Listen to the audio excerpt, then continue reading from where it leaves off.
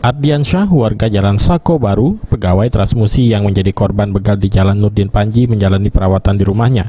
Korban mengalami luka di bagian lengan kanannya karena disabet dengan senjata tajam oleh dua pelaku begal.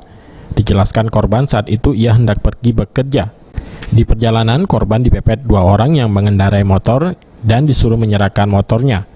Karena menolak, korban dibacok dengan pisau yang dibawa pelaku, hingga korban terjatuh dari motornya dan motor pun dibawa kabur. Beruntung saat itu ada warga yang melintas hingga Ardiansyah ditolong dan dibawa ke rumah sakit. Tadi itu kan jam 5:05 aku lah kejadiannya ini. Motor itu nyalip sebelah kanan, motor aku di mbeknya.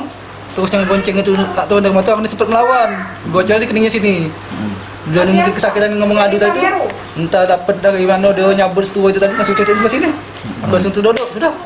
Motor kita dembeknya Mas? Keduanya lari. Motor apa? Motor gini. Kita sudah buat laporan Mas? Sudah. Cuma disuruh ke leasingnya dulu oleh polisi Sukahami tadi itu. Harapan kepada polisian siapa Mas? Tidak lanjut lagi Pak, lebih tegas lagi untuk pelaku-pelaku begal-begal ini kalau hukum mati. Korban pun membuat pengaduan agar para pelaku begal bisa ditangkap dan menjalani hukuman atas perbuatannya. Abidin Riwanto, PAL TV.